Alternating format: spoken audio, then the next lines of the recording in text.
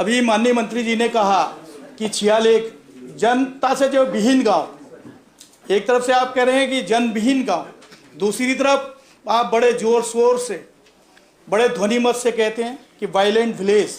वो 11 गांव है मान्यवर, उन 11 गांवों को जाने से पहले आपने इनर लाइन लगाया। और एक तरफ से जब आप पर्यटन की बात करते हैं तो पर्यटन के रूप में आदि कैलाश या ओम पर्वत जो लोग जाएंगे उनको अभी भी इनर लाइन की परमिशन लेनी पड़ेगी, और वो और असुविधा होती है वहां पर, क्योंकि वहां पर न फोन है न कोई इस तरह की जो है कनेक्टिविटी है। अगर आप जॉन्जी भी करेंगे प्रॉपर तौर पर जो है जो लोग जाना चाहेंगे उनको सुविधा भी होगी और वहां के लोगों का जो है जो कारोबार है वो सुरक्षित भी रहेगा। एक तरफ से सरकार कह रही है कि हम वायलेंट विलेज बना रहे हैं। आप अभी मानस खंड की बात कर रहे थे, मानस खंड में भी माननीय मंत्री जी कह रहे थे कि भाई आदि कैलाश ओम पर्वत, और दूसरी तरफ से पर्यटन को बढ़ावा की बात कर रहे हैं, और एक तरफ से कह रहे हैं कि आप जनविहीन। तो इसका मतलब सरकार उन 11 गांव को जनविहीन मान रही जिन पर आप वायलेंट विलेज के रूप में काम करना चाह रहे हैं।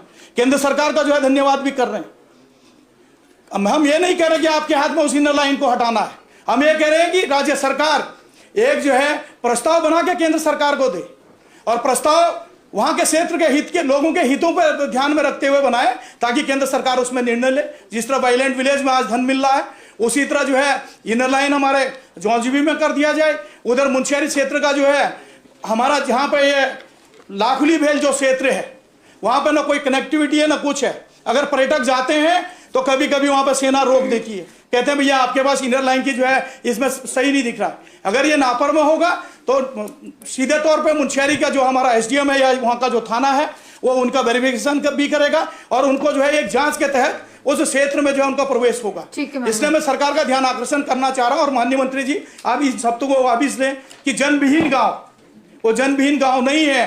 वो 11 गाँव के लोग सीमा के वो प्रहरी हैं जिन्होंने 1962 की लड़ाई में अपने जेवर तमाम अपनी संपत्ति को देश के नाम करके वहां के सेना की रसद सामग्री पहुंचाने का काम किया। आज भी वो जनविहीन गांव ने कुटी जैसे दुर्गा गांव जो 16-17 हजार फीट में है, आज भी हमारे लोग कुटी में भी निवास कर रहे हैं, जोलिंगकोंग में भी निवास कर रहे हैं, नाभी में भी निवास कर रहे हैं, हमारे जो है नपलचू में निवास कर रहे हैं, गरब्यांग में निवास कर रहे हैं, बुधी में निवास कर रहे हैं और गुंजी में निवास कर रहे हैं।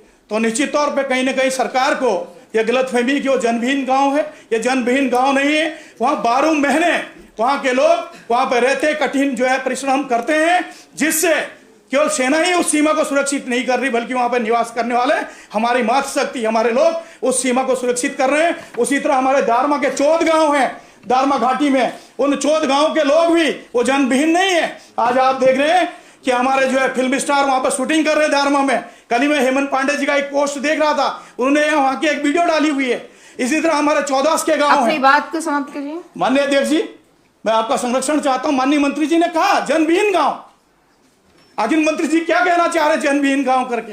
एक तरफ से आप वायलेंट विलेज की बात करते हैं, मानस खंड की बात करते हैं, पर्यटन को बढ़ावा देने की बात करते हैं, दूसरी तरफ से सीमा के निःशुल्क सीमा के प्रहरियों को आप कह रहे हैं जनविहीन गांव।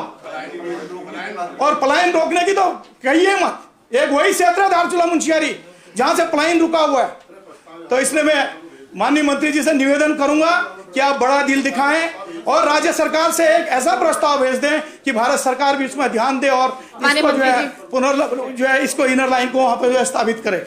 धन्यवाद।